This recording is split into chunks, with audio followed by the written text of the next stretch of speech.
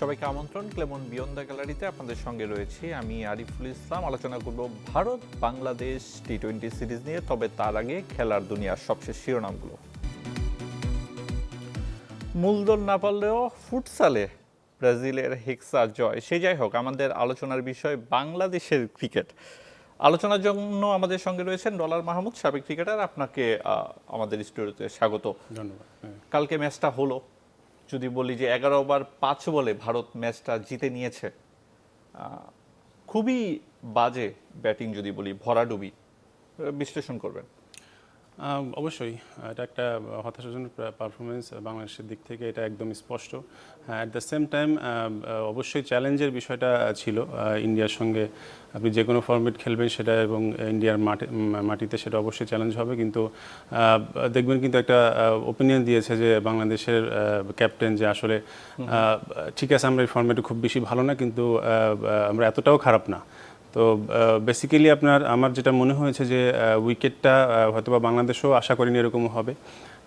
কিছুটা হলো role play করেছে, কিন্তু এটা আমার কাছে মনে হয় না এক্সকিউজ, কারণ এটা দুই টিমের জন্যই একই ধরনের।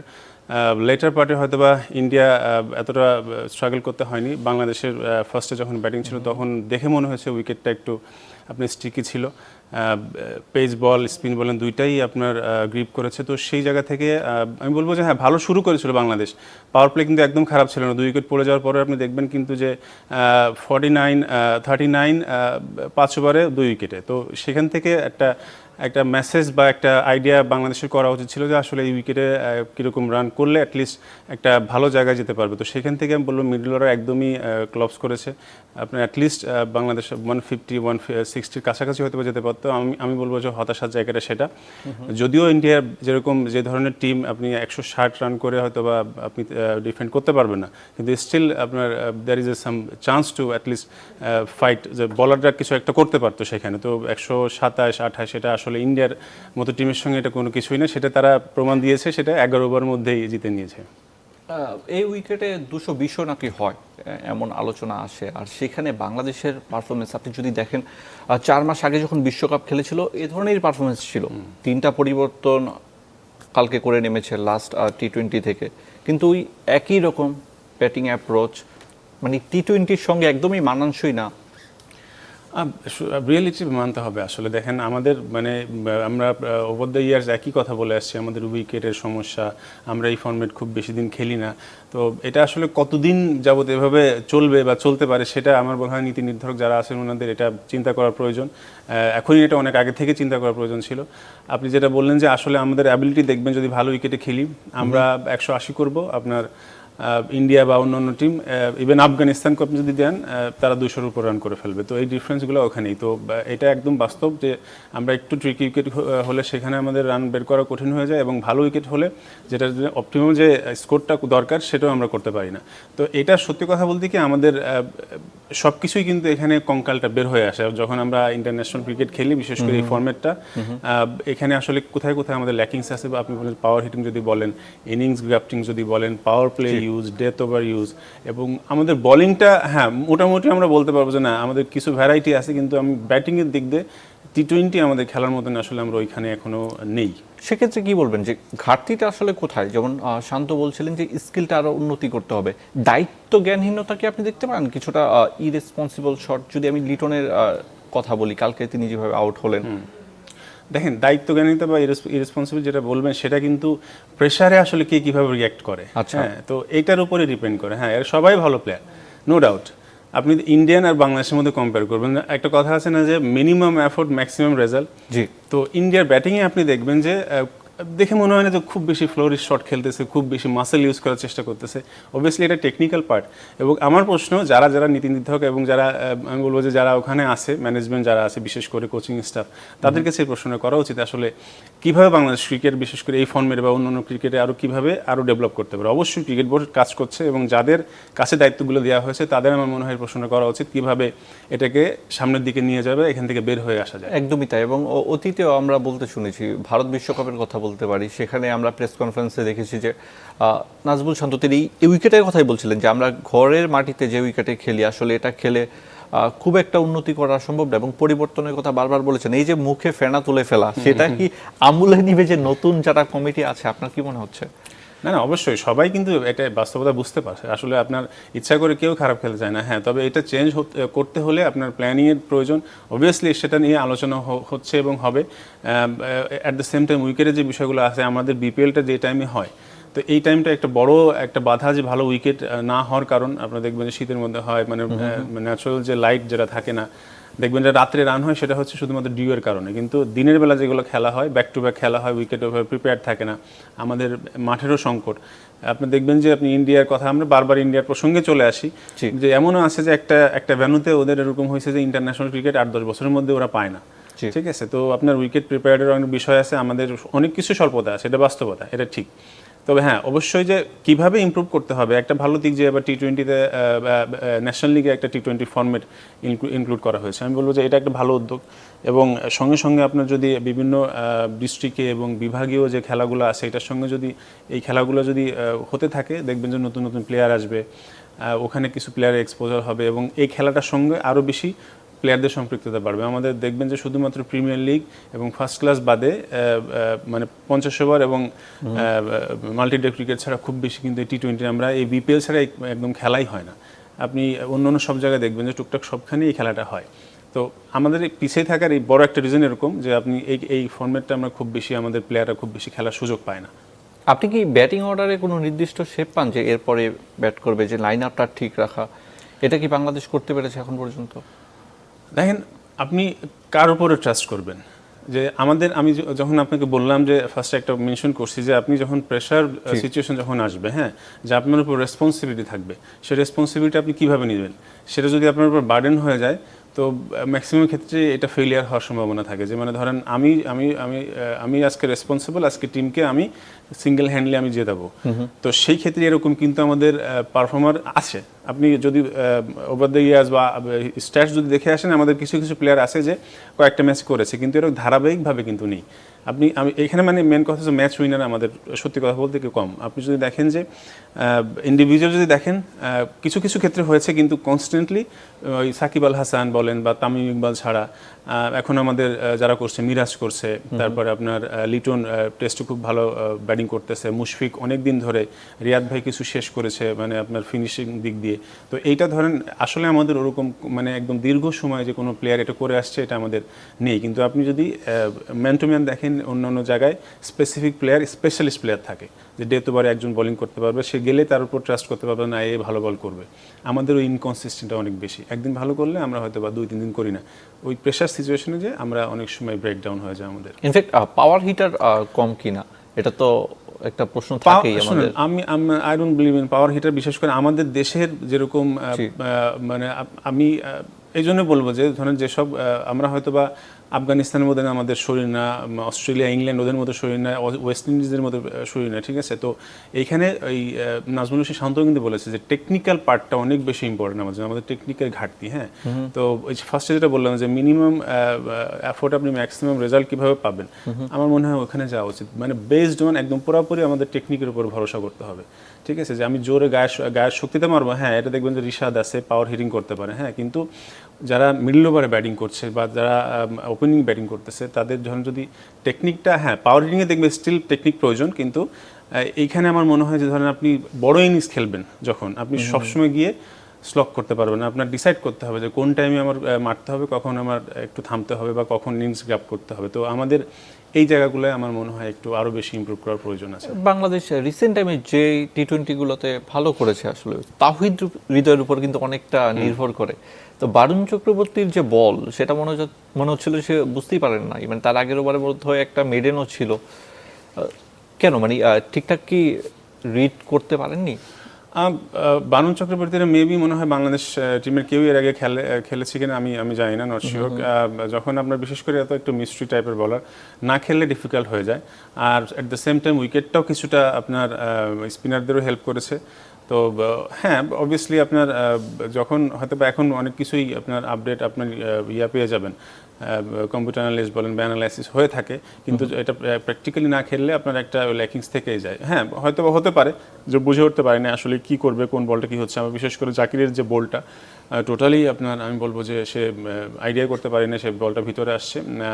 আমার কাছে তৌহিদ হৃদয়ের মনে সাবলীল লাগছিল, কারণ আমরা জানি যে তৌহিদ হৃদয় আপনার অ্যাটলিস্ট আমাদের এই এখনকার রিসেন্ট ডেজ যে প্লেয়ার আছে তার মধ্যে টি-20 ফরম্যাটটা ভালো খেলছে। অবভিয়াসলি হয়তো বা আরও খেললে হয়তো বা ওর বিষয়ে আইডিয়া চলে আসতে পারে। জাকির আলীকে নিয়ে কি আপনি প্রশ্ন রাখবেন যে তার হয়তো স্কিল রয়েছে, কিন্তু ইন্টারন্যাশনাল ক্রিকেটে ওইভাবে আমরা দেখতে পাচ্ছি না তার কাছ থেকে কোনো পারফরমেন্স? না, একদম আর্লি স্টেজ। আপনার দেখবেন যে আসলে আমাদের অনেক প্লেয়ারদের ইন্টারন্যাশনাল ক্রিকেটে গিয়ে অনেক কিছু ঠিকঠাক করতে হয়। তো এই জায়গাটা আসলে খুব বেশি এমন হয় যে, মানে আমি উদাহরণ দেব এরকম যে ধরেন আপনি একজন ভালো প্লেয়ারের সব কিছুই ঠিকঠাক আছে, স্টিল পারফর্ম করতে পারতেছে না। হ্যাঁ, আবার কিছু প্লেয়ার দেখবেন যে সব কিছু ঠিকঠাক না রেখেও পারফর্ম করতে পারতেছে। তো সেই জিনিসটা আসলে সময় লাগবে অবশ্যই। বিপিএলে ভালো খেলেছে এবং বিশেষ করে জাকিরের একটা ভালো দিক যে আপনার যখন যে সিচুয়েশনে তাকে পাঠানো হয়, আমরা বাংলাদেশের মানে বিপিএলের কথা বলছি, এখনও ইন্টারন্যাশনালি নিজেকে মেলে ধরতে পারেনি। গুড প্লেয়ার, হয়তো বা ইন ফিউচার আরও বোঝা যাবে যে আসলে তার ক্যারিয়ারটা কোন দিকে যাচ্ছে। জি, আপনার কাছে আরেকটা প্রশ্ন থাকবে, সেটা হচ্ছে আপনি বলছিলেন যে ইন্টারন্যাশনাল ক্রিকেট যখন শুরু করে তখন তারা অনেক কিছু শিখতে পারে। বাংলাদেশের ক্ষেত্রে এটা কেন হয় যে ইন্টারন্যাশনালি একজন ক্রিকেটার কেন শিখবে আর কি আন্তর্জাতিক ক্রিকেটে এসে, তার আগে কি শেখার সুযোগটা নাই কিনা, এই বিষয়টা নিয়ে আমরা ফিরবো, তবে তার আগে একটা ছোট্ট বিরতি নেই। দর্শক, ক্লেমন বিয়ন্ড দ্য গ্যালারিতে একটা ছোট্ট বিরতি, কোথাও যাবেন না।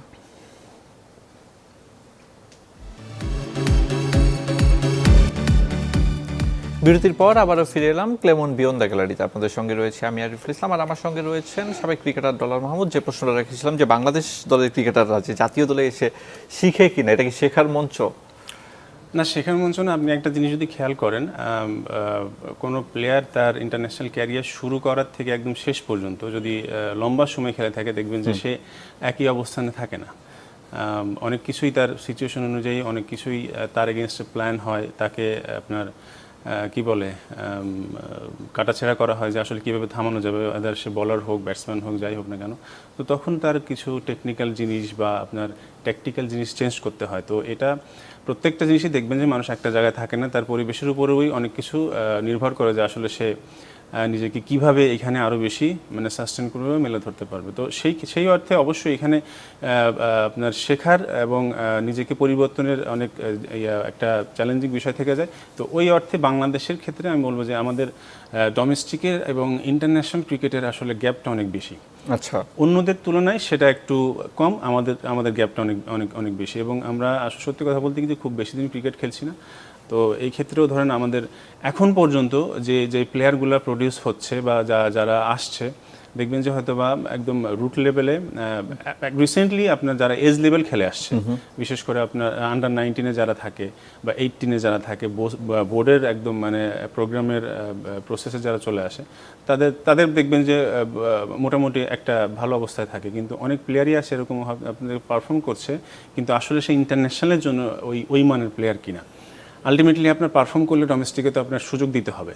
তো সব প্লেয়ার যেই আবার টেকনিক্যালি সাউন্ড হবে বিষয়টা তাও না, কিন্তু অনেক ক্ষেত্রে অনেকের আপনার এই জায়গাটা আসলে চ্যালেঞ্জ হয়ে যায়, আসলে সে ডোমেস্টিকে ভালো খেললেও ইন্টারন্যাশনালে আসলে সেই মানের প্লেয়ার কিনা। এমনিতে তো যুব দলের খেলায় আমরা দেখি যে বাংলাদেশ ভালোই করে, অনেক সময় ভারতকে হারিয়ে দেয়, পাকিস্তানকে হারিয়ে দেয়। তো ন্যাশনাল টিমে আসলে ওই পার্থক্যটা অনেক বেশি হয় কেন ওই দলগুলোর সাথে? দেখেন, যুব দল আসলে অন্যান্য দেশের সাথে কম্পেয়ার করলে যুব দলের আপনার পারফরমেন্স খুব বেশি এরা মূল্যায়ন করে না। কারণ ওইটা স্টিল আপনার ইসের জায়গা, শেখার জায়গা। ওইখানে আপনি এত অল্প বয়সেই যে আমাকে সব কিছু জিততে হবে, সব কিছুই আপনি তখনই পরিপক্ক হয়ে যাবেন। হ্যাঁ, খুব এক্সেপশনাল যদি কিছু প্লেয়ার থাকে, তাদের ধরেন যে ওই অল্প বয়সে ওই আপনার অ্যাডাপ্টেবিলিটি এবং ম্যাচুরিটি চলে আসে, কিন্তু ম্যাক্সিমাম ক্ষেত্রেই আপনার ওই জায়গাটা আসলে আপনি ওইভাবে ধরতে পারবেন না। তো এই জন্যই আমরা যে যুব দলের কোনো প্লেয়ারকে আপনি যদি দেখবেন যে ভালো খেলছে, তো আউট অফ মানে ধরেন 15-এর মধ্যে হয়তো এক্সেপশনাল 2-1 থাকে, তাহলে সেই হিসাবে ধরেন 15 জনই তো ভালো খেলার কথা ছিল। হ্যাঁ, তো আসলে সময় লাগে এই লেভেলে আসার জন্য। তো আমাদের ওই গ্যাপটাও একটু অনেক সময় ঠিকঠাক মতন হয় না যে ওখানে ভালো খেললে ন্যাশনাল টিমে চলে আসে। রাইট, আমরা এতক্ষণ ধরে তো ব্যাটারদের নিয়ে বেশি কথা বলছিলাম, সেক্ষেত্রে আপনি বোলারদের কথা কি বলবেন? কালকে যে রানের পুঁজি ছিল, বাংলাদেশ যখন বল করলো সেখানে আপনার পাওয়ার প্লেতে 70-এর বেশি রান, এই যে তাসকিন মুস্তাফিজের যে দায়িত্ব নেওয়ার ব্যাপারটা, তারা কি ঠিকঠাক করতে পেরেছে নাকি এখানেও ফেল? না, অবশ্যই এটাও হতাশার জায়গা, কারণ আপনার উইকেটটা ইজি ছিল না, কিন্তু আপনার তাদের একটা বিষয় যে ইন্ডিয়ার সত্যি কথা বলতে কি যে আপনার তাদের কনফিডেন্স এবং তাদের স্কিলের উপর যে আপনার বিশ্বাসটা, সেটা কিন্তু স্পষ্ট দেখা যায়। ঠিক আছে, তারা দেখবেন যে বাজে বলটাকে খুব ভালোভাবে পানিশ করে, এবং যদি সিচুয়েশন এরকম হয় ভালো বলটাকেও তারা মারার তাদের অ্যাবিলিটি আছে। হ্যাঁ, অবভিয়াসলি এই রানেই বাংলাদেশের যে তার কথা না, কিন্তু ক্রিকেটে যে কোনো কিছুই সম্ভব। আপনি যেহেতু বলারদের কথা বলছেন, সেই হিসাবে বাংলাদেশ নর্মালি তাসকিন বা আপনার শরীফুল বলেন, মুস্তাফিজ বলেন, যে ধরনের টাইট বোলিং করে থাকে সেটা সে জায়গা থেকে। আপনি হার্দিক পান্ডিয়ার ওই শটটা দেখেছিলেন? হ্যাঁ হ্যাঁ হ্যাঁ, দেখেছি। হ্যাঁ, কি ব্যাখ্যা, কেমন লাগলো? শুনেন, নিজেকে পরিবর্তন করার জন্য, নিজের স্কিল ডেভেলপ করার জন্য এখন মানে প্লেয়াররা দেখবেন যে হয় না যে 360, মানে ব্যাটসম্যানদের এখন এত বেশি ব্যাটসম্যানরা স্মার্ট হয়ে গেছে, এত বেশি শটের অপশন হয়ে গেছে, বলারদের বিশেষ করে ডে বাই ডে সব কিছুতে আর কি কঠিন হয়ে গেছে। আপনার ভালো একটা বাউন্সার বলও যদি র্যাম শট হোক বা যাই হোক না কেন, এটাকে সুন্দর করে আপনি চারে পরিণত করতে পারেন। তো সেটার জন্য মানে বলারদের, আমি বলবো একটু দুর্ভাগ্য বলারদের, ভালো বলটাও যখন রান হয়ে যায়। তো এখানেও একটা এক্সাম্পল যে দেখা গেলো সেই শটটা খেলেছে, আমাদের কাছে দেখে মনে হচ্ছে না একটা বলই করেছে, একটা বলই ওখান থেকে শটটা খেলেছে, কিন্তু তার পিছনে তার যে মানে শ্রম, সেটা তো আর আমরা দেখতে পাইনি।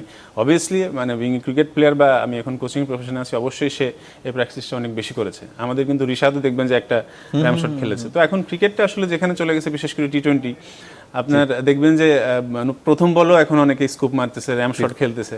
তো এটা এখন কমন হয়ে গেছে একদম। খুব সংক্ষেপে দিল্লিতে খেলা পরের ম্যাচটা, সেখানকার উইকেট কেমন করতে পারে?